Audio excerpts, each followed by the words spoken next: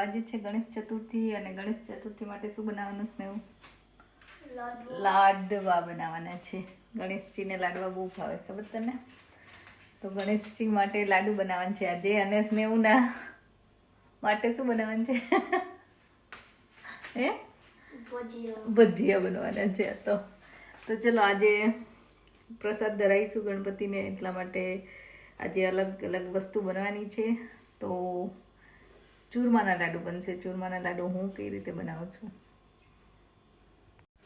તો આ ભાખરીનો કે મોટો કરકરો લોટ હોય ઘઉંનો, એ લઈ લીધો છે. એમાં ઓઇલ નાખી દીધું છે. આવી રીતે મસળીને, આમાં સોલ્ટ નથી નાખવાનું, ભાખરીની જેમ જ લોટ બાંધવાનો છે પણ સોલ્ટ વગર. અને કઠણ લોટ બાંધીશું હવે આપણે આનો, અને મુઠિયા બનાવીશું. તો આ રીતે લોટ થઈ ગયો છે રેડી. હવે આને આપણે નાના નાના મુઠિયા બનાવીશું તળવા માટે. તો આવી રીતે કરીને બનાવીને એને તળવાના છે. તો આ રીતે બનાવી લીધા છે અને આપણે તેલ પણ મૂકી દીધું છે અને હવે તળી લઈશું. તો આ બાજુ આપણે આ મુઠિયા પણ તળીને રેડી થઈ ગયા છે.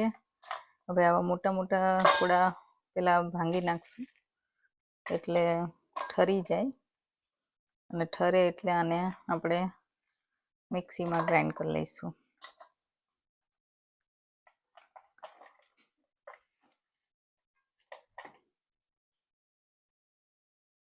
તો હવે આ જે મુઠિયા બનાવ્યા હતા એને મેં ક્રશ કરી લીધા, અને એમાં મેં આ બદામ, કાજુ બદામ, જે તમારે નટ્સ નાખવા હોય, અને ઇલાયચીનો પાવડર એડ કરી દીધો છે.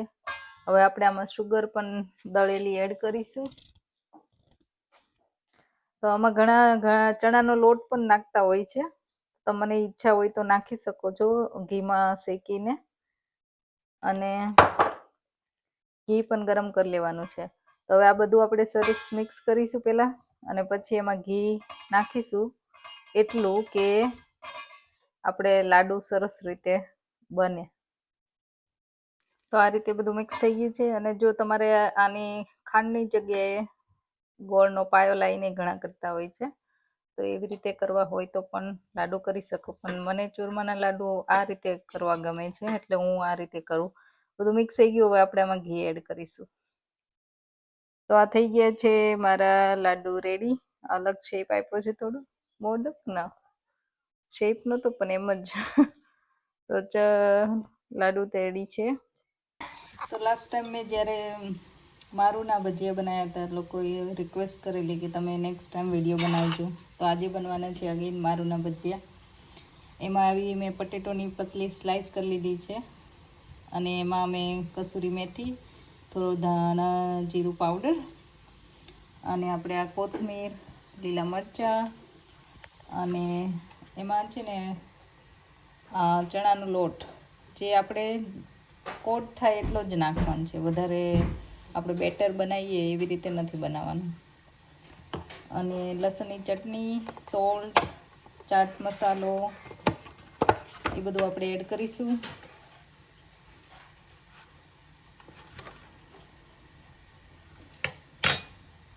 ચાટ મસાલો એડ કરી દઈશું.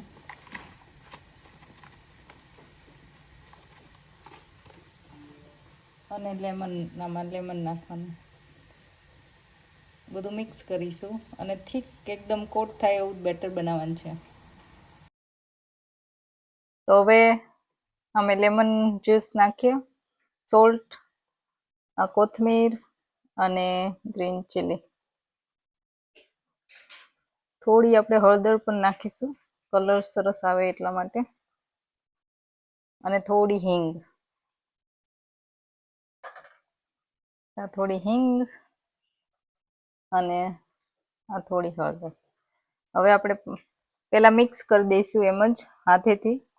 જરૂર લાગે તો જ પાણી એડ કરવાનું છે, નહીં તો પાણી એડ કરવાનું નથી.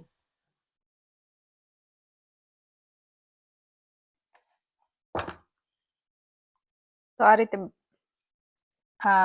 રેડી છે મારુંના ભજીયા બનાવવા માટે. આવી રીતે કોટિંગ થોડું થોડું હોય એવું. હવે આને થોડી વાર રાખીશું મેરિનેટ થઈ જાય એવી રીતે, અને પછી આપણે એને તળી લઈશું. તો આ ખાલી નોર્મલ પટેટો ચિપ્સ પડે ને એવા ભજીયા પાડીશ. આમાં કાંઈ નથી. આ જે મારું વડા છે અલગ છે, પ્લેન પ્રસાદમાં મૂકવા માટે લસણ ડુંગળી વગરના.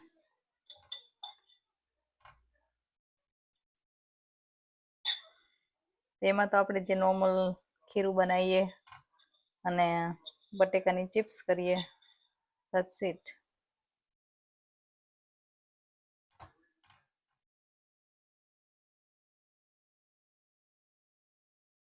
તો આ રીતે પટ્ટી બટેકાના ભજીયા, અથવા તો આને ઘણા બટેકાની પૂરી પણ કહેતા હોય છે. તો એ રેડી થઈ ગઈ છે ને ઉપર મેં થોડો ચાટ મસાલો સ્પ્રિંકલ કરી દીધો છે. તો આ રીતે આપણે ક્રન્ચી થાય ત્યાં સુધી આ ભજીયા તળી લેવાના છે અને ગરમ ગરમ ખાઈ લેવાના છે. તો ટ્રાય કરજો ને મને જણાવજો કે તમને આવા મારુંના ભજીયા કેવા લાગ્યા. તો ચલો હવે બટેકાનું શાક બનાવીશું. સાદું ને સિમ્પલ બટેકાનું શાક બનશે. તો ટમાટું, મરચું અને લીલો લીમડો લઈ લીધો છે. બટેકા બફાઈ ગયા છે.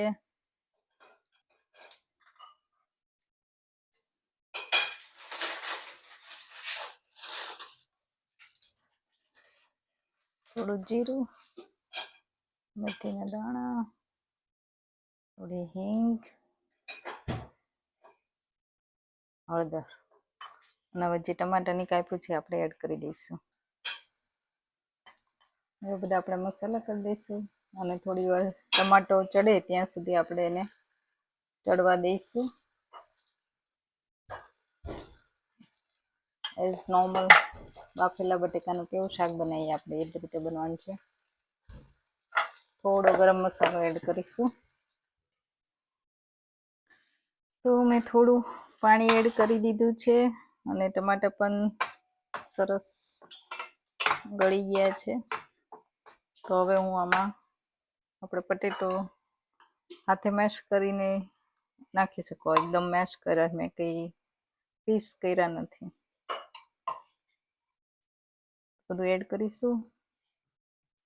આ રીતે મેં કોથમીર એડ કરી દીધી છે અને ઉપરથી લેમન જ્યુસ અને થોડી ખાંડ બેલેન્સ કરવા માટે નાખવી હોય તો નાખવાની.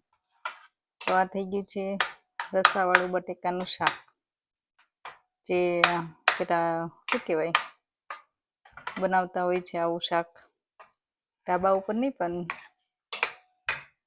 કચોરી સાથે જે ખાવા બનાવે, ડબકી, બટેકા ડબકી વાળું શાક, ખબર નહીં શું કહે છે, એવું શાક બનીને રેડી થઈ ગયું છે.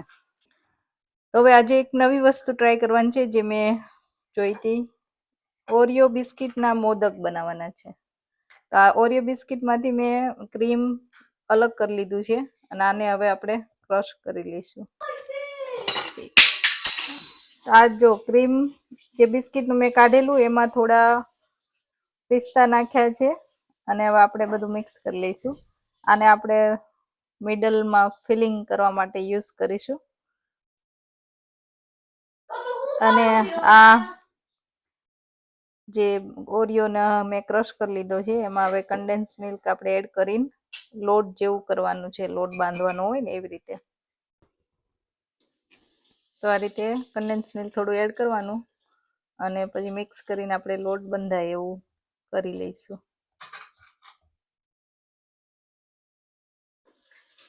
ડો તો આ રીતે ડો થઈ ગયો છે રેડી. અને હવે આપણે મોલ્ડ યુઝ કરીને એના મોદક બનાવીશું.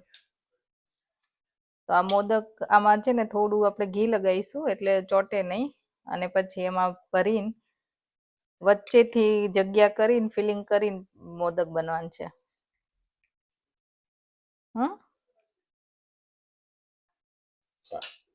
ઓકે, તો હવે આપણે એને આ મોલ્ડ હોય મોદક બનાવવાનો, એમાં મેં સેજ ઘી લગાવી દીધું કે એમાંથી ચોટે નહીં. બે બાજુ આવી રીતે આપણે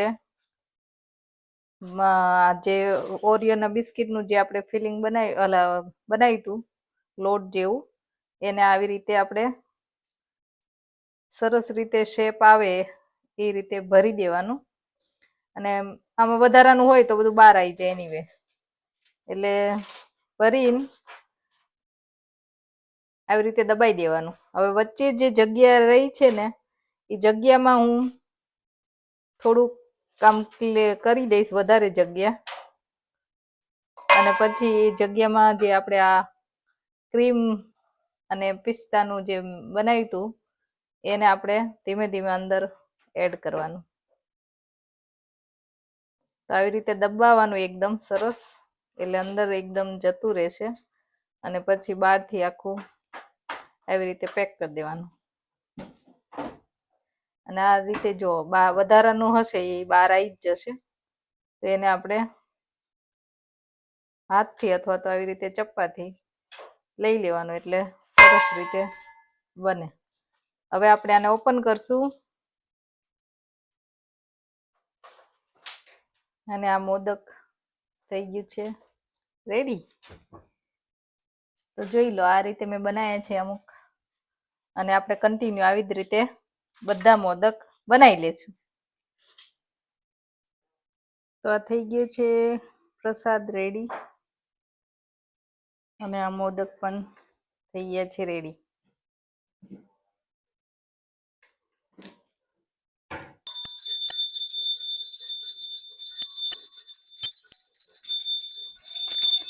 જય ગણેશ દેવા, જય ગણેશ દેવા, માતા જાકી પાર્વતી પિતા મહાદેવા.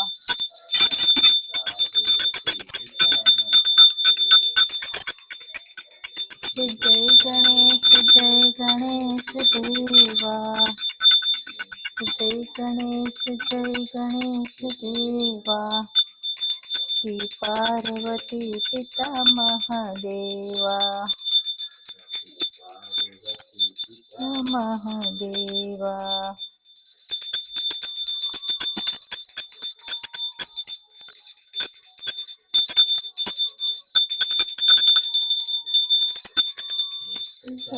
દયા દંત ચાર ભુજા તારી.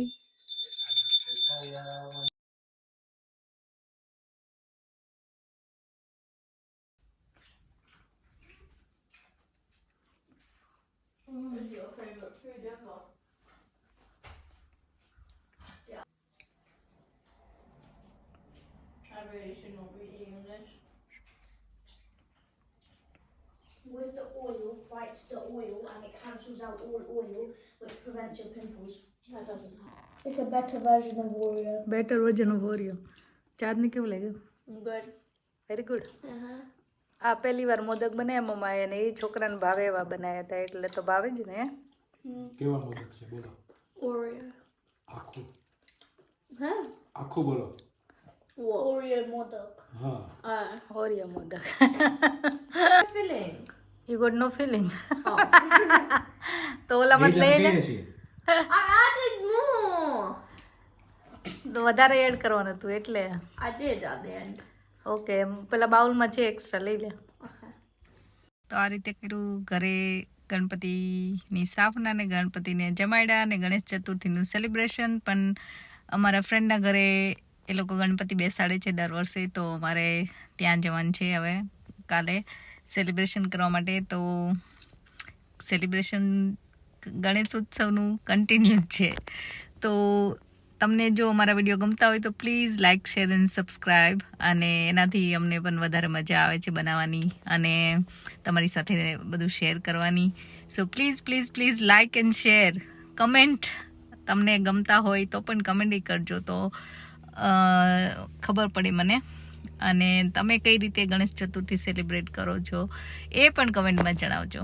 So thank you so much for watching અને સી યુ સૂન.